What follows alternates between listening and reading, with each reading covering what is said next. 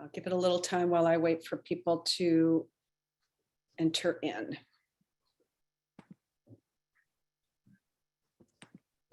More water. And then just Yep.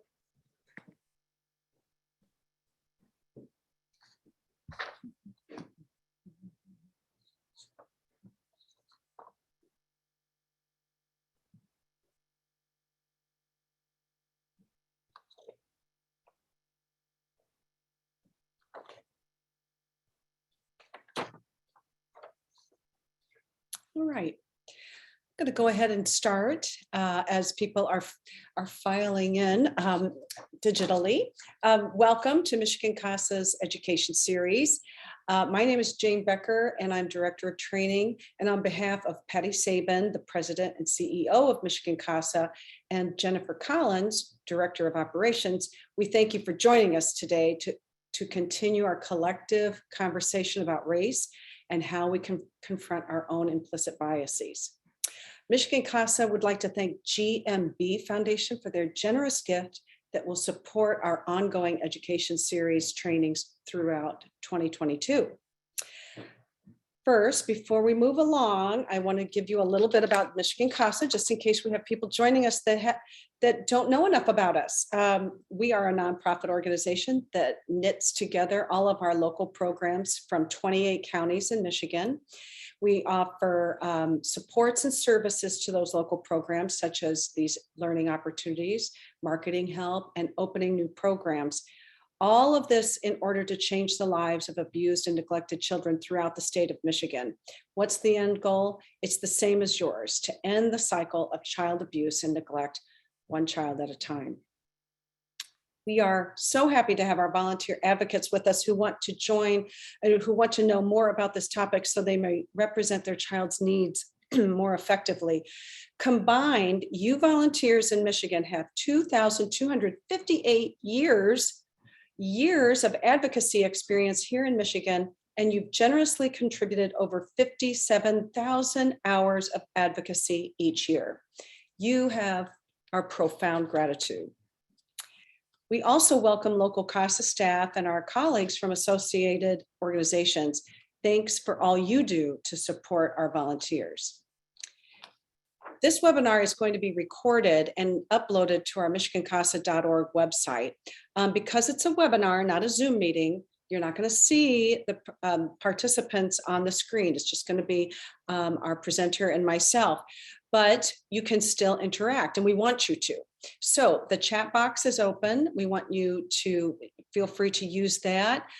Kelly will have specific instructions too about times that you can use the chat box, but also it's your opportunity to express yourself. If you have a question for Kelly specifically, please use the Q&A box. I'm going to be watching that for her, and she has given me permission to interrupt her during the presentation so that we can answer your questions on a real-time basis. So Q&A is for that time you want to lean over to the person sitting next to you and chat. Chat for chatting, Q&A for questions. Okay, now I'm going to tell you a little bit about our speaker. You will recognize Kelly Hurst from our November state conference last year. She's back to guide us along our journey. Kelly Hurst has engaged in the work of anti-racism for close to a decade, and with a background in education as both a classroom teachers, co-teachers, and an administrator. She is a regional organizer and program coordinator for the Springfield, Illinois Coalition on Dismantling Racism, where she facilitates conversations for digital workshops by Crossroads Anti-Racism Organizing and Training. Kelly is also the strategist for equity, diversity, and inclusion at Southern Illinois University School of Medicine, where she is on the faculty for the Department of Medical Humanities. She's an activist, a speaker, and a storyteller. She is currently pursuing her doctoral degree in learning and leadership in organizations from Vanderbilt University. And she is the founder and executive director of Being Black at School. Okay, I'm exhausted just learning about your life. But just to add, she and her spouse, Russell, are the parents of 6 adult children and 4 grandchildren. So on top of all of that. So Without any more from me, I want to welcome back Kelly Hurst to Michigan CASA. Thank you, Jane. I really You're welcome. appreciate that. It's really good to be back with you all. And Jane told me after November that she would not let me get far. And it was like a month. And she said, we have a speaker series that we need to do some education on. And so I really appreciate you inviting me back, Jane. Mm-hmm. Hopefully we can in an hour's time and just get a whole lot done. So I'm going to pack a lot in. I'm going to ask you all some questions. And really, this is for us to have a conversation. So we'll just start with, why are we so bad at this? Why are we so bad at having these conversations? And I don't start any of these conversations without talking about what is needed, and that is a courageous conversation. And I'm really clear about courage needing to happen, to show up, because many of us, and I'm going to just sort of raise my hand. Jane, you can raise your hand too, because you're the only person I can see. So if this is you, you got to raise your hand too, but have been told throughout our lives not to talk about race, right? Like, don't name it. As a matter of fact, it gets whispered. And then we hear conflicting messages. And then we hear things like this: I'm also colorblind, so I don't see race. And then here's another conflicting message. The very first thing we do in the United States is we put race on your birth certificate. That's the first thing we do. Like, you're born, we're going to stamp it with a race. And then we ask you to check the boxes. Like, how many times have you checked the boxes? What's your race? What's your race? What's your race? And then we're told, don't talk about race. Don't talk about race. So the question really still is, why are we so bad at this? And partially because we're getting mixed messages. We're told one thing, it's a social construction, it doesn't mean anything, but then we see some real outcomes that are damaging and violent and brutal.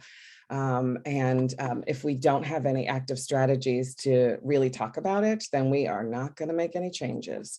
And so I almost always ask the question, and I miss being in rooms with people because I feed off of everyone's energy. But I used to ask this question. I used to ask, how many of you have been in a conversation about race or racism and it did not go well? It went badly.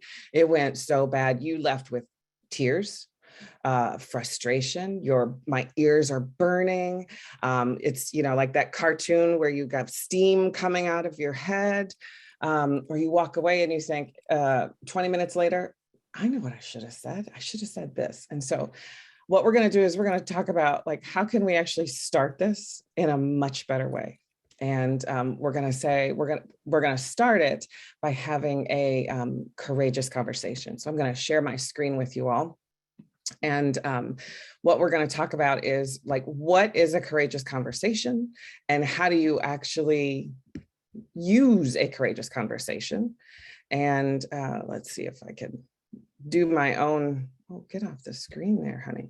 So I want to share with you all the kinds of things that we talk about. You don't have to use all of them, but I am going to ask you in just a moment to go to the chat and to tell me what it is you personally need to have a courageous conversation about race. For instance, if you and I, and you don't know me, if you and I were to sit down and get in a room and someone said, okay, you and Kelly are going to talk about race and racism in the United States, and you don't know me, so what do you need in order to have this conversation? And so these are our rules of engagement, if you will. So for example, you have to practice full engagement. You have to really be looking and listening and nodding. And see, I see Jane nodding her head. Like, I always tell people, you're doing the Lord's work when you're on Zoom and you're nodding your head at me, because I appreciate it and it helps, right?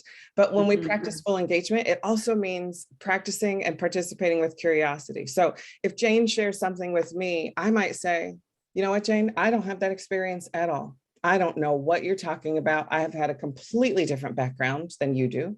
So I'm going to be curious about what you just said. Can you share a little bit more about why you said that, or why you feel that way, or what experiences helps to shape you and shape that narrative around you? Also knowing that there's no quick fix. If there are a quick fix to this, don't you think we would have done it by now?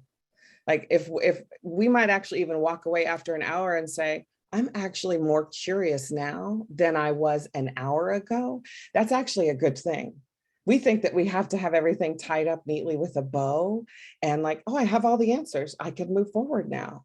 When really there are no clear answers to a lot of things. And so we might say, we're going to have to come back around to that. Another thing that we do is say, let's rumble with being vulnerable. So how do I walk into a space with someone and just say, I'm going to be very vulnerable and tell you some of the harm this has caused to me. And I don't normally want to talk about harm, right? I don't want to talk about my own trauma. I don't want to talk about all the things that have harmed me. But I also know that if I don't do that, then people don't know how it has affected me. They don't know how it has shaped me. So how do I get vulnerable around that? And leaning into the discomfort. How many times do we sort of get into a conversation and we're uncomfortable? I'm the person that will make a joke. I'll make a joke. I'll make everyone laugh. And at the same time, I also will lean into it and say, wow, this is making me uncomfortable, but I'm going to stay with it. I'm going to stick with it. This or that particular thing you just said really, really, it hit me very hard. And I just don't even know what to do with it, but I'm going to stay here. I might even say, if Jane and I'm just going to keep using Jane. If Jane and I are in a room together, I might even say, Jane, can I take a breath? Because what you just said was just really kind of blew me away. Or I might have made a horrible mistake. I might have said something and Jane might say, oh, Kelly, did you know that that's not like the correct term? Did you know that we're not, people aren't using that term anymore? Did you know that that's a really, that term is fraught with a lot of history? And if I don't know, instead of being embarrassed about it, just to say, really, Jane, tell me some more about the history of that. And then apologizing and moving on. I always like to tell people, we do this thing. I'm going to go to that third column where it says recognizing impact and intent. We do this thing where we will spend a lot of time on our intentions and not on the impact of it. So let's say, for example, that we're at the park and I'm playing Frisbee with a friend and I accidentally hit you in the face with the Frisbee and you've got a bloody nose. You want me to spend a lot of time telling you about my intentions, about where I meant that Frisbee to go? Or do you want me to spend time on the fact that you are now bleeding and you are harmed and you are hurt? I'm gonna focus on the latter, right? And we do that sometimes with conversations about race. We say, but I didn't mean to, but I didn't know any better, instead of noticing the impact, how it landed on someone. So I always think about, like, when I think about conversations of race, I think of a Frisbee hitting someone in the face and saying, how do I actually move forward now? Also, just to honor people's stories, right? Honor the way that people talk about their lives and no poking holes in their stories. No saying, so if I told a story about a racist incident that happens to me, it would be super unhelpful for the other person to say, well, Kelly, I don't think they meant it that way. Because number one, you weren't there. And number two, why are you telling me about someone else's intentions? You're going back to someone else's intentions, and you are actually elevating their intentions above my feelings and how it landed on me. I'm sitting here still with a bloody nose, and you're telling me they didn't mean to do it. That's unhelpful. So we honor people's stories and believe what it is they say. And then we accept non-closure. Sometimes the circle doesn't all the way close. Sometimes we go, I'm really struggling with that. And in the work of anti-racism, we'll say, good, sit with it, stay right there. Don't move out of that space. It's super hard to sit there. And I'm going to give you all some examples that I know that might be difficult. So here's my first one that's really difficult. It's something that Jane and I have talked about already. And that's this: when you are showing up in someone's home, and if you happen to look like this dominant culture that has continued to be the culture that has ripped apart families, that has set laws and policies, that has taken children out of homes, that has done harm, you might not be the person that actually did it, but you still look like who represents who does it. You have to consider, what is it about my very presence and my showing up? What is it doing right now?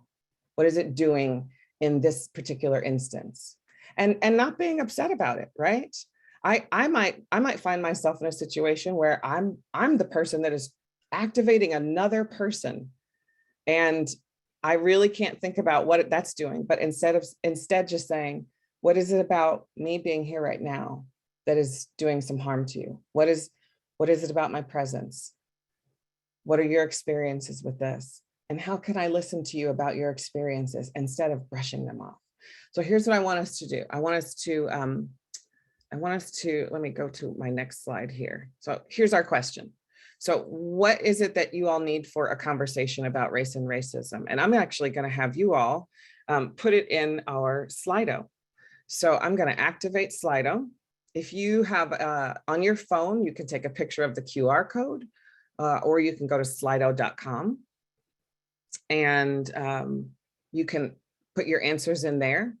These are all anonymous, and I use Slido because if you're putting the answer in the chat, your name comes up with it.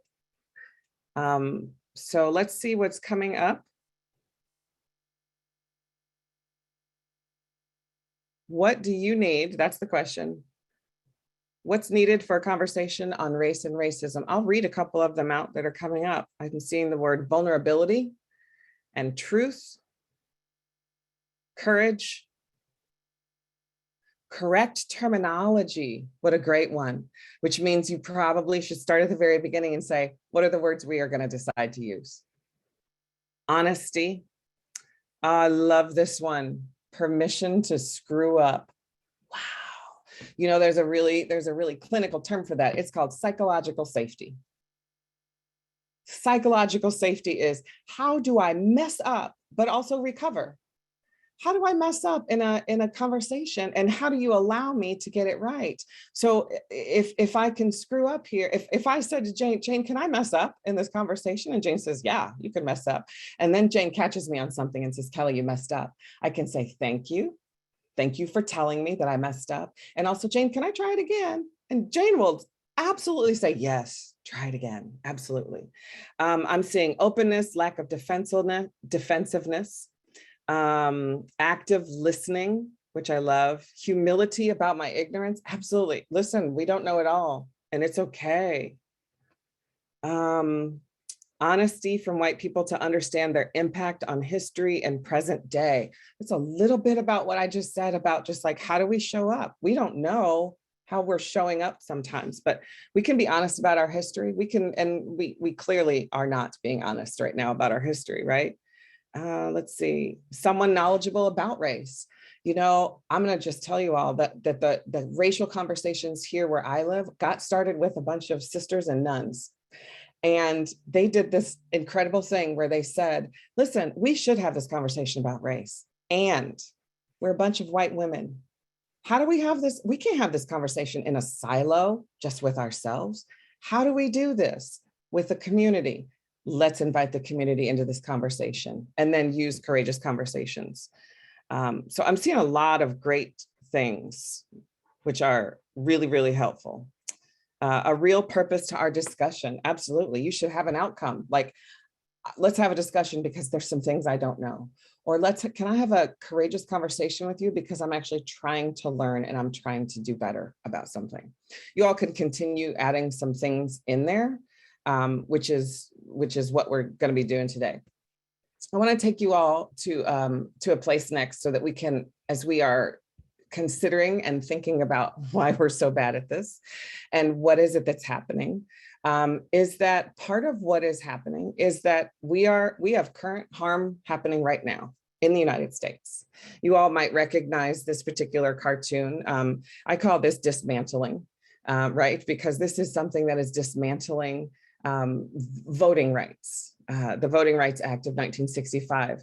That is consistently one of those things that people, sometimes people know that's attached to race. And sometimes people have no idea that it A, is attached to race, or B, has some really, really harmful effects, right? And so this is a thing I want us to think about. What are some current things that are doing active harm? And this time, I'm going to ask you all to put it in the chat so your names will be attached to it. But I'm just wondering, can you all think of some things, some laws, some active things that are going on right now in this country that are actively doing harm for our conversations on race? And Jane, I'm going to ask you to bring some of those things into the conversation, if you would. Will do. Yeah. Social media. Mm-hmm. Yeah, misinformation in social media, and yeah. Mhm. Banning books. Oh, that's a good one. Redistricting. Mhm. There goes my cat.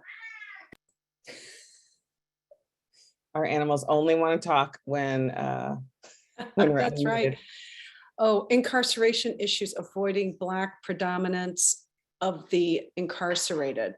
Mhm, Redistricting for sure. CRT discussion. mhm. Yeah. Purging voter rolls. Yeah. Critical race theory. Thank Yeah, you. yeah.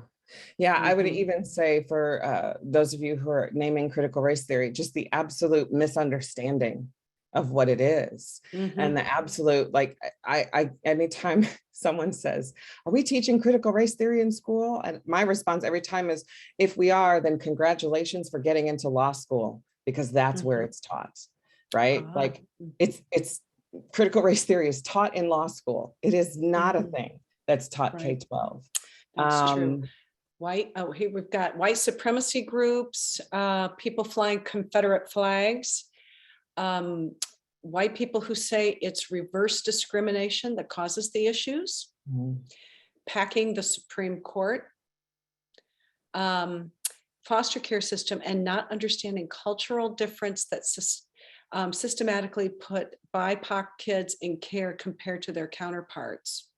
That's a I really don't good think a lot one. of people understand that, right? And lack of diversity in certain businesses and professions. Absolutely. Thank you for that one. And just because I know that not everyone does know this, so here I'm going to practice our courageous conversation, and I'm going to be vulnerable by saying, well, what if I don't know what BIPOC means?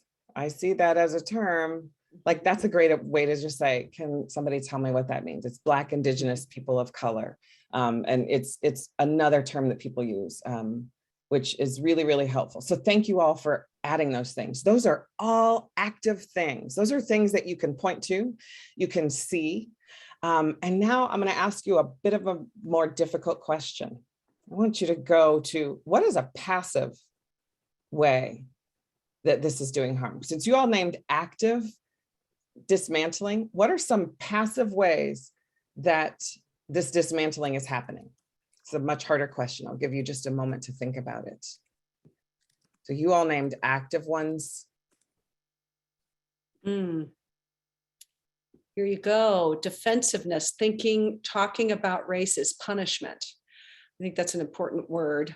Not talking, overlooking someone for a job, ignoring.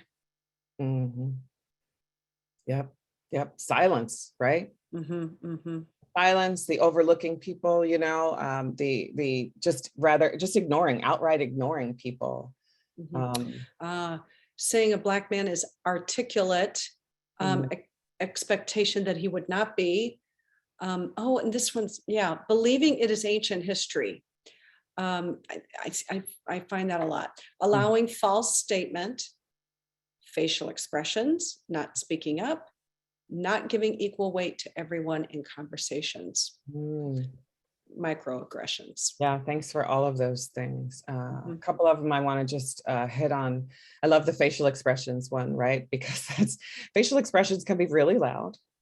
And also, we're going to come back around to not giving everyone equal weight in conversations. I want us to hold that for just a little bit. Okay. I also want us to hold this term microaggressions. And here's why I want us to hold it, because microaggressions are not so micro. They are really, really macro. They are really big. And I want us to think about the language of it. Why do we call them micro? Who is it that gets comforted? And who is it that gets to feel better about themselves if we call them microaggressions, right? I heard Margaret Cho one time said microaggressions are like 1,000 paper cuts. One of them doesn't necessarily hurt. It's like, that hurts. But 1,000 paper cuts is really, really harmful, right? Mhm. One of the other ways that I want us to name here that I think is important is how we name and center certain things. So when we're centering certain groups of people, or we center, like, here's the thing that we have to do in order to fix this. One of the things I shared with Jane I wanted to talk about today was that after the racial uprisings of 2020, and then in 2021, there was just a lot of movement, right? 2020, there was a lot of movement. And there was a lot of there were a lot of, there was a lot of book clubs, y'all. There was a lot of book clubs. And my question in 2021, towards the end of it, was, what are we doing with all this book club information, y'all? What are we doing with all this reading? That's really passive. It's great. It's wonderful that we're reading about it. It's wonderful that we're looking at history. It's wonderful that we're reflecting on those things. If we're not doing anything with it, it becomes passive. It's not active. And usually the question is, what are the active things that I can do, right? So this is an example of dismantling. And I have a friend who says, if we're going to dismantle, then we got to mantle. Which is funny because I looked up the word mantle and it didn't mean what I thought it meant. It doesn't mean to build, but if we're going to mantle, if we're going to build, it means after we dismantle, we've got to do some mantling. So we've got to be thinking about what are some ways that this is actually going to make some changes, right? So I have a little bit of a story for you all, and then we're going to pause for questions in just a moment. I'll see if there's questions, Jane. And this gives you all a moment to be thinking if you have questions. So what I want to share with you all is, how do we have some active strategies for making changes? And I want to share, actually, I want to stop sharing for just a second because I don't like looking at all that stuff. I like looking at people. I want to share a story from a book that I read from a woman named Alyssa Mastromonaco. The title of her book is great. It's called Who Thought This Was a Good Idea? And I love the title because I always want to know who did think this was a good idea, right? Alyssa Mastromonaco actually worked for President Obama, and he had one of the largest cabinets of women in the history of presidents in the United States. And so many that they had to change a lot of bathrooms in the White House from men to women. That's how many women were now working in this cabinet. And she says that one of President Obama's famous questions was always, who thought this was a good idea? Like when something bad happened, like who thought this was a good idea? So she talks about how you have a strategy in order to do things. So I always ask this question. Have you ever been to a meeting where there was a meeting before the meeting? You weren't in it, but somebody else had a meeting before the meeting. Some people call this the meeting that could have been an email, because a decision was made. You don't need to show up to a meeting. A decision was made, but it's under the veneer of, we're going to pretend as if everyone here is democratically considering this, even though just a couple of people have really made a decision. We've also been in these meetings where, and I've seen this in real time, and it's happened to me, and I can't tell you the number of women I ask if this happens to them. The number of women I know who have been in a meeting, who have spoken up and given some great idea and shared something in the meeting, and it just fell flat. Nobody said anything. And a couple minutes later, a man said the same thing. And when he said it, all of a sudden it was listened to, and people thought, well, that's a good idea. Well, we should absolutely do that. And it is just infuriating.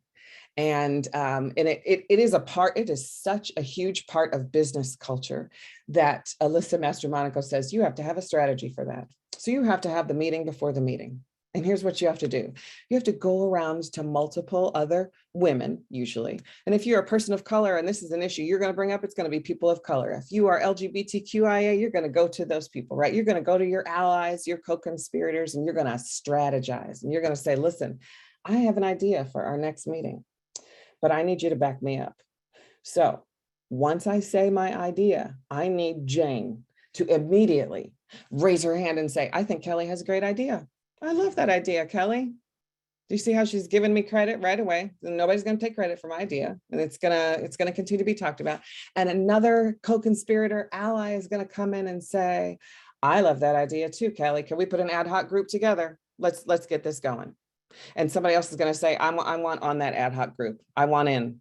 This is fantastic. Let's move on this right now.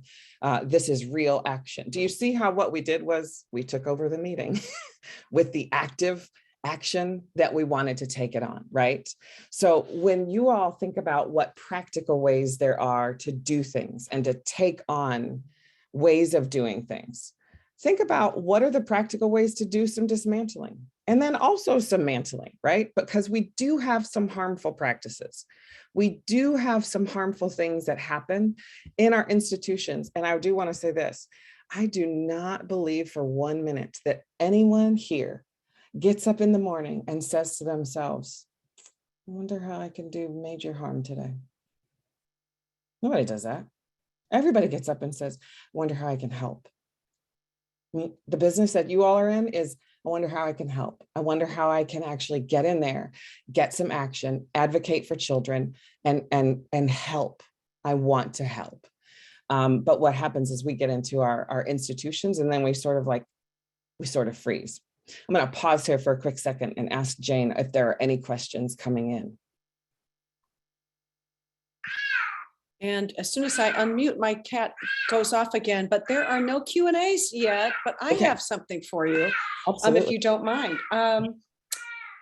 You know, and this might be better for later. Oh, no, here's what I want to ask. How does, many of us are in this situation where, I want to talk about this, and I talk about it with my friends, and but we're all the same race. And so how is it going to help if we're just talking about all of this among people that look just like us? Mm-hmm. Mm-hmm. Good question. And it's a question that comes up a lot. So a couple of things. One, you're not the only people having this conversation in your community. I promise you, you're not the only one. So first, find out who else is having this conversation and where is it happening. And number two, find out how you can actually have those conversations together. One of the really cool things that I learned about the Seattle chapter of the Black Lives Matter movement is that when you show up to say, I want to be a part of this work and I want to help, you can't talk for the first 3 meetings. No input. You're there to learn. You aren't there to say, I have great ideas on how to fix this, because how do you know that they haven't already tried that particular thing? You have no idea. So you have 3 meetings to get through before you can even offer anything. And so often what ends up happening is some people have great ideas and they're like, you know what you should just do? And I'm always like, do you not know that we've done this and we've tried that and that hasn't worked, or that what we've needed is X, Y, and Z. So find the people in your community having the conversation. And then I would suggest, how do you then follow their leadership? And how do you say, now we have 2, 3, 4, 5 groups of people who are now getting together to have this discussion. How do we do this together? Well, the first thing you're going to do is you're going to say, we need to have a courageous conversation agreement, how we want to do this, because since we've never practiced this together, we have to practice. We have to practice listening. We have to practice not poking holes in people's story and not playing the devil's advocate and all of those things. And then a lot of times you have to halfway through maybe go, how are we doing? Are we following the agreement or not? How's it working? Because what you'll do is you'll say, you know what? That group is actually talking more than anybody else. We're not hearing multiple voices. And if you do that in the middle of those meetings, usually those people will be like, oh, okay, let me just keep quiet. I'm not doing as much listening as I am, or I'm not doing as much listening as I am talking. So I would say, find those people, reach out to those people. It's happening in your communities, and multicultural coalitions are happening everywhere. They're not shiny and flashy and don't get a lot of the airtime, right? They do grunt work, they do the behind the scenes work. But then, who gets out front are usually the flashy folks, right? The ones who are great in front of a microphone, and we need them too. It's a both ands, Jane. We need all of those things to happen. Did that answer that question? Okay. It did for me. I really appreciate that. Okay, we've got something in the chat box, in the Q&A. How can a casual conversation that turns to race/ignorance be addressed when it's obvious 2 or more people disagree? What is the lean into strategy without creating a heated argument? Good question. Yeah. Another Kelly asking that question. So I think there's a couple of caveats here. One has to be, how committed are you to the relationship that is currently happening where this is going on, right?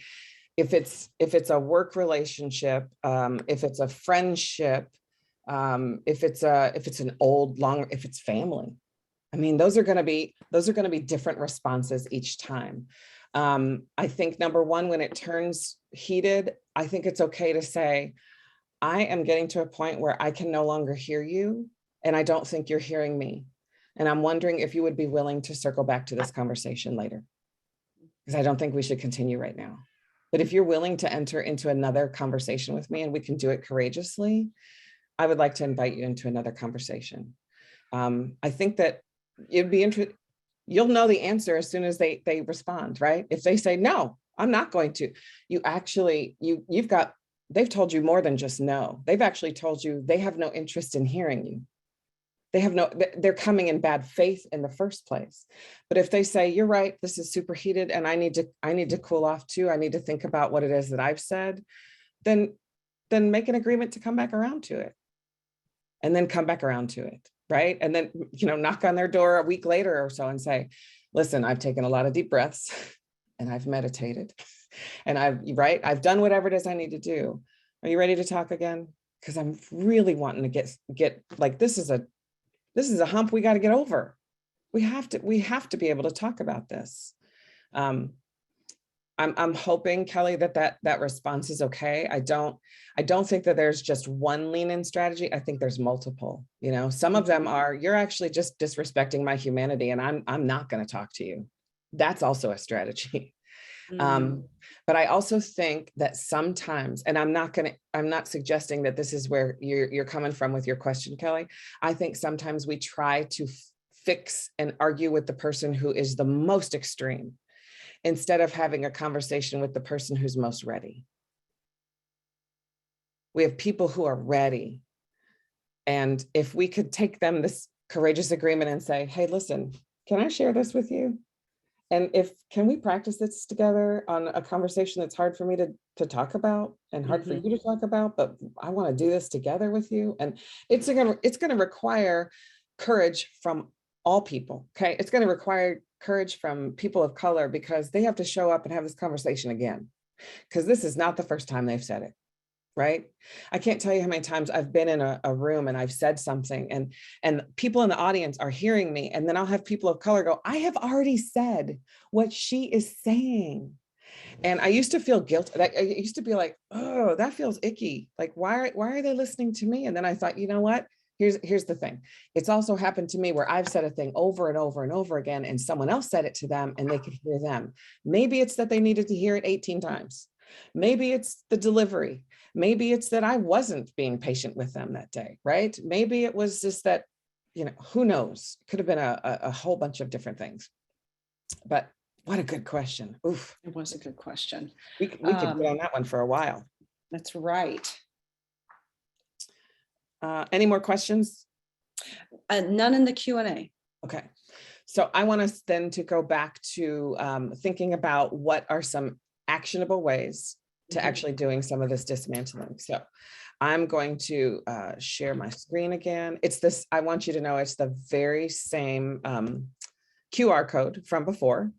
So here is the question. What are three? And I'm going to give you a little bit of thinking time. And that's why we've been sort of talking about some examples, some ways that this can happen. But what are three practical and actionable ways to dismantle some harmful structures?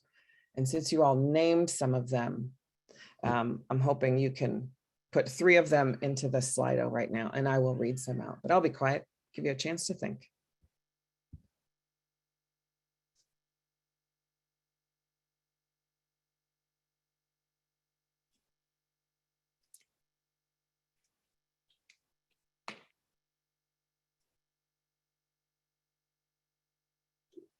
We have some already coming in, so I'm going to read them. Those of you who are still thinking, this might help you, help your thinking. One is just a question. Would you tell me more or help me understand? That's actionable. Absolutely. Education is actionable. Giving everyone time is actionable. Speaking out, which I realize speaking out might sound really, really basic and simple, except it's really big. It's really huge. Someone recently just asked, can you think of a time when you have been a really poor ally to someone, or something happened and you just sort of froze, those fight, flight, freeze, and submit things. And you froze in a situation and you didn't stand up for someone else. And we can all think of that. My goodness, we could go all day thinking of examples of that. And then also thinking about how we would have done it differently. And speaking up was when we asked, the next question was, what's the number one thing that people can do to show you that they are on your side and that they are your co-conspirator and your ally? The number one thing was speak up, say something, speak up for me. I'm saying, name them when you see them, confidence to speak up, challenge racist assumptions with facts. Oh, that's a really good one. Can I give you an example of that one since it came up? The one that seems to come up a lot is, what about Black on Black crime? I can't tell you how many times I've heard that. When some violent thing has happened, it's almost like, well, what about Black on Black crime? Well, I'm going to give you all some facts. Every race has their own race on race crime numbers, and they're all super high. They're all very, very high, and they're all comparable to one another. And that particular fact doesn't even matter when, again, the person is there with a bloody nose, right? So we try to what about a lot of things. And so when people are what abouting, what's actionable is to tell them, hey, listen, that's not helpful. That is not helpful to this conversation. That's an actionable thing. I'm seeing confidence to speak up, knowing what to do, engaging in conversations and education simultaneously. Thank you for that one. Volunteer to be a part of community governments. Absolutely. Including, because it came up already today, including being on your local school board and supporting your local school board members who are across this nation feeling really, really harmed right now, being harmed. Stories, having the difficult conversation, electing people who care about actual diversity. Absolutely. These are really, really good examples.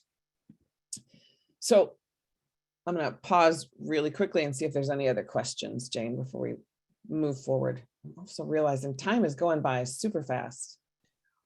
Well, that's because you've got great information and we're all listening so closely. I have a question for you. Yep.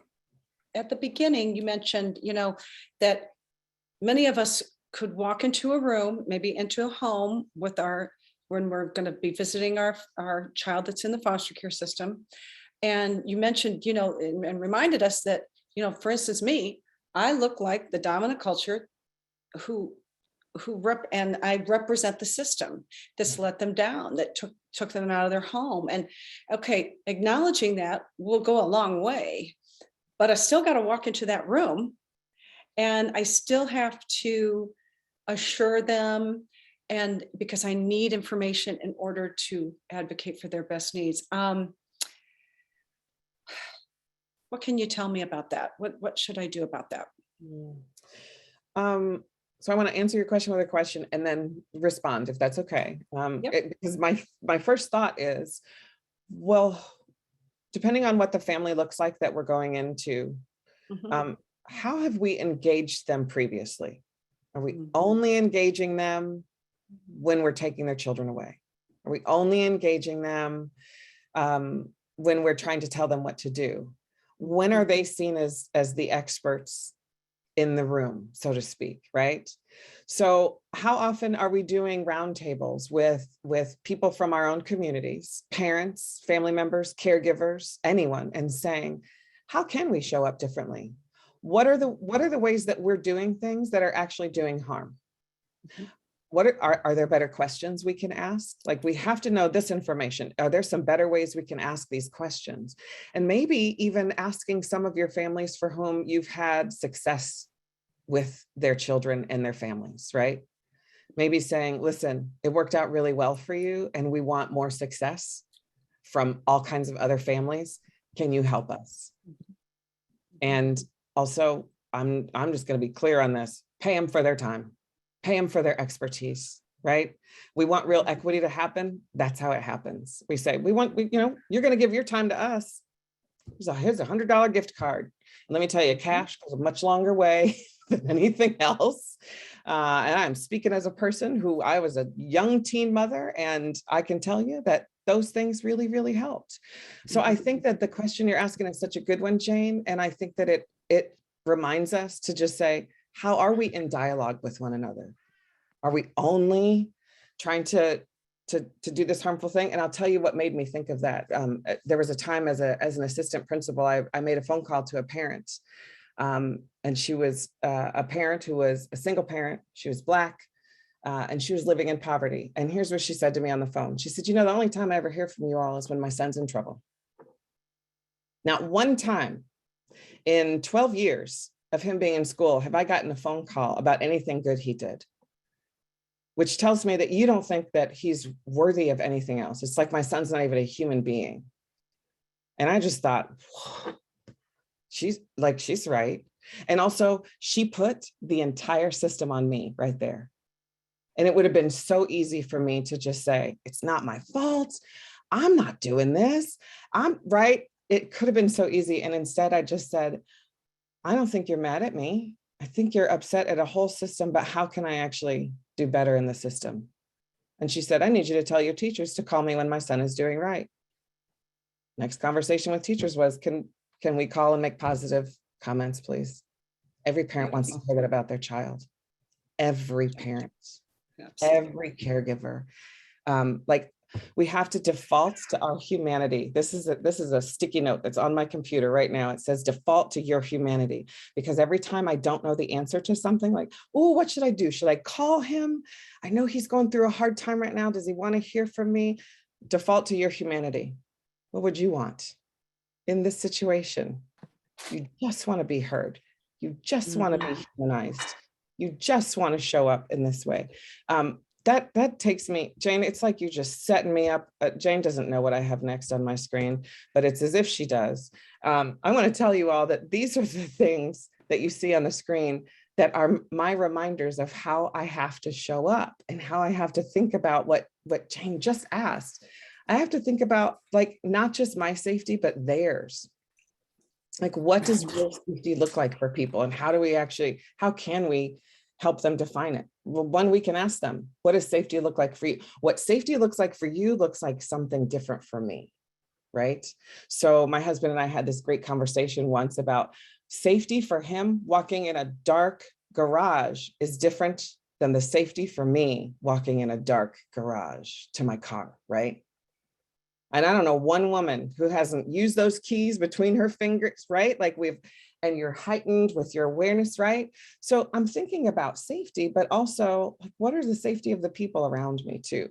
But these are just some kind of things that I just kind of connect with to just say, if I'm going to do this work, and if I want to actually do actionable things, these are the things that I think about. Is there voice here? Is there choice here? And sometimes with the question you just asked, Jane, sometimes we have missing voices. So we have to say, who's not at the table? Who's not here today? Get them at the table. They've got to be here. So here's a couple of other things that we can do that I think are really, really helpful for us, because one of the things that is helpful in thinking about how do we dismantle this and how are we going to consider this is we have to think about all of the structures that are in place and how we're going to reflect on each of them and how each of them has something to teach us and to show us. And some of it is just being critical, right? Just being a critical reflector. Like, how am I doing this? I'm not doing so great. How is my community doing this thing? That goes back to the question of, like, how do we do this? Well, who's in your community? Find out who they are, where they are, what they're doing. And then, of course, organizing and thinking about the ways that those are sustainable. I had a friend, a white woman, who called me towards the end of the summer in 2020 and just said, Kelly, I've never ever listened to you anytime you've talked about race. And now here it is. Like, it's just so loud in this country, right? So loud. And she said, what is it that I should do, like, right now? She said, because I don't know what to do and I don't know how to organize and I don't know how to, and I said, can I just call shenanigans on that? You know how to organize. I know you know how to organize, because did you or did you not Like organize a book club right away. Did you or did you not? Like we organized, do you remember all the birthday party honkings, cars that were going by people's, like that was organizing. We have to really think about how we limit our own imaginations on how organizing works. We limit ourselves. We just let it go and go, I just don't know what to do. And quite frankly, we look at a lot of huge social ills and we attack them and we say, we're going to fix this.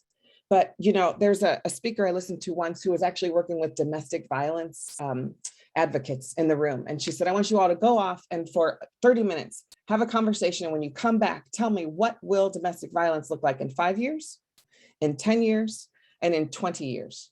What's it going to look like? What's your job going to look like? And they all came back together and they all shared their examples. And after she heard from everyone, she said, I want to point something out. Not one of you said that in 20 years, we wouldn't have a job. In 20 years, we will have done our work so well that domestic violence would be abolished, that it would just be gone. You limited your imagination. You said, we are going to continue. Not, we're going to fix this. We're going to move down to this very micro level and we are going to get it right. And we're going to help people. And this is going to, and I remember thinking, I can't think of a better example of limiting our own imaginations around this. So here's my question. Here's my last question in our last couple of moments together. So I want you all to think about this first and foremost. If you did not do the work that you do to help children, what would happen? Like if you did not advocate for them, if Michigan CASA was not a thing, what would happen to those kids? What happens there? So my question is this: what is going to happen if you all don't do your work on dismantling racism? And I'm going to have you put it in the Slido again. Let me activate that. Here, once again, is the QR code if you need it. And I want you to be thinking about, let your imagination go here. Dream as big as you possibly can. But what will happen if you don't do this work of dismantling and building?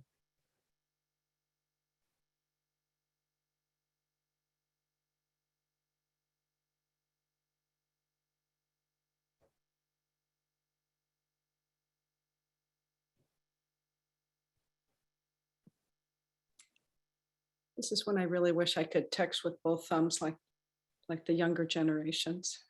And they can do it without looking. Right, exactly.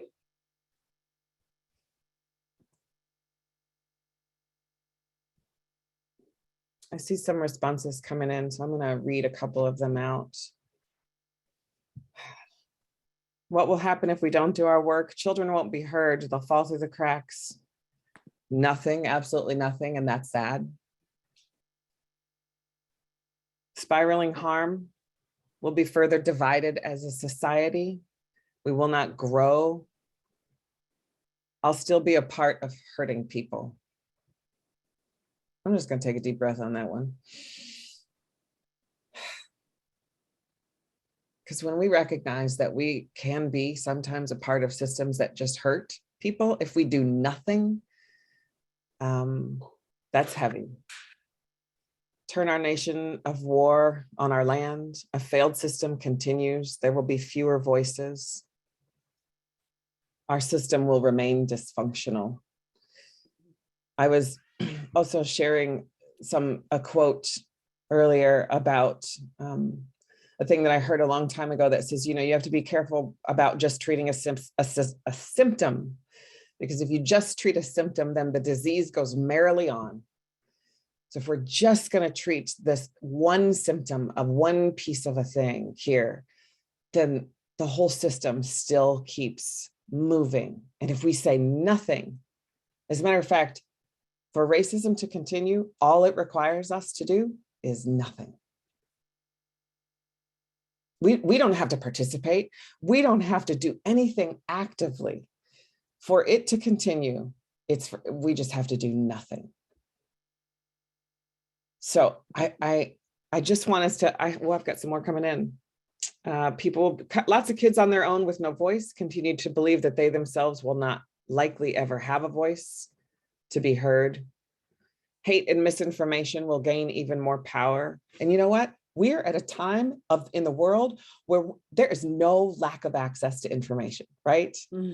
Like I remember someone telling me, like, the internet's just, terrible. I'm like, and wonderful. Like, it can be both, right? Yeah.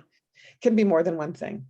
I have Jane, any questions in the Q&A before I share one last thing? Let me just look here. None in the Q&A. This is usually a very highly questioning bunch. I think you've got them all thinking very carefully. That's good. Also, before I do share that last thing, I want Erica to know, I saw what was in the chat that you said about calling parents about good behavior and choices at school, and how good it was for you too. And I love that you did that. And I want to thank you for sharing that. And sometimes, just a nice phone call actually is just wonderful. So I want you all to think about one more thing really deeply. And that is this: just what's one thing you can do? Just one. And this time I do want you to put it in the chat, which I know is going to just go super fast and I won't be able to read them all. Jane is on her toes here. But what is just one thing you can do today or tomorrow or sometime the rest of this week that begins that actionable process? Or maybe you've already done it. Many of you have already done it. Like, what's an actionable thing that you can do to dismantle racism? I'll read some of those out as I see them coming in too.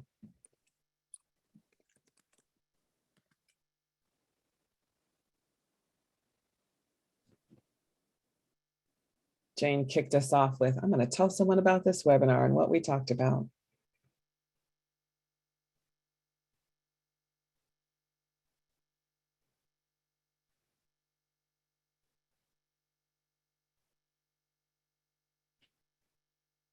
Calling our friends unfair criticisms with racial bias. Make a happy phone call. Absolutely. Maybe tell someone who's taught you something. Maybe call someone who has taught you something about this, that remember what I said earlier, like, you might not be the one that they finally know, or sometimes we have no idea what people recall or remember. I one time had a man at a grocery store come up to me about 6 months after I did a workshop, and he said, I've been mad at you for 6 months. And I was a little bit like, who is this man? And what is he talking about? And he said, I've been mad for 6 months because I did that workshop and I wasn't ready to hear it. And I've been sitting with it for 6 months and now I'm ready to hear it. And I need to know, when is the next workshop? Because I need to come do it again. And I thought, people are ready when they're ready. And so, yeah, maybe make that happy phone call to someone who's taught you something and said, I just want you to know, I hear you, I heard you, I was listening, and I am listening, and I'm continuing to listen. I'm also saying, talk to my daughter about race. It's been a while. Absolutely. Become more knowledgeable. There's a lot I can easily deny than try to understand. So I participated in the fireside chat to hear about racial disparity in healthcare. Wow, what an eye opener. Thanks for that, Carrie. I appreciate you naming that. Racial disparities in healthcare are astounding.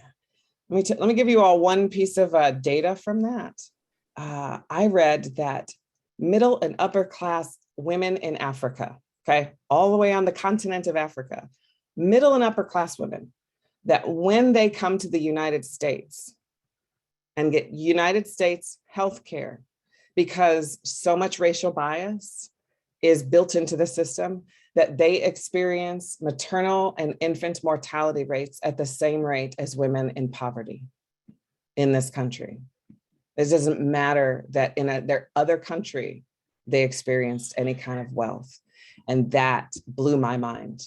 Also this, we have the same number of Black doctors today that we had at the time that the Civil War ended. The numbers have not increased that much. I know we see them, they're much more visible in many ways, but the numbers have just not moved. That's a data point. So I'm also seeing, doing our own research, a whole lot of things. Please check out what's going on in the chat. I see our time is coming to an end here. And I just want to thank you all for such good engagement and questions, and Just to remind you, have courageous conversations and default to your humanity. It will not fail you. I promise. Excellent. Thank you so much. I know that we all really, really appreciate this. We've gotten a big picture from you, but there's something we can all do today before we put our heads on the pillow. And I really appreciate that, because that's what we want to send everybody home with, is something, some way to feel like you can make an impact rather than to just say, no, this is so sad. So thank you very much. Just want to remind everybody that you can look for this recording on the michigancasa.org website. Go to the learning tab and then go to training archives. You'll see a bunch of many of our past presenters there too. Before I let everybody go, I just want to let you know that next month we're going to be having a discussion with Detective Michael Teachout of the Michigan State Police, and he is coming to us from the Internet Crimes Against Children Task Force. Detective Teachout will tell us how cell phones and social media are used to victimize our children. And as we advocate for our children, we need to know what dangers they face in the cyber world and how we can find out if they are being targeted. So mark your calendars, Thursday, March 31st at 10 o'clock. We'll push that out through all the local programs. And again, Kelly, before we sign off, thank you so much. Really appreciate it. You're so valuable. We really appreciate it. Yeah, it's great to be with you all. Appreciate the work that you all are doing too. So thank you very much. Also, someone said, can you put how to find this in the chat and type it in the chat? Oh, sure. I'll do that right now. Okay. Excellent. Thank you. Thanks all. Thank you. Take care. You too. Here we go.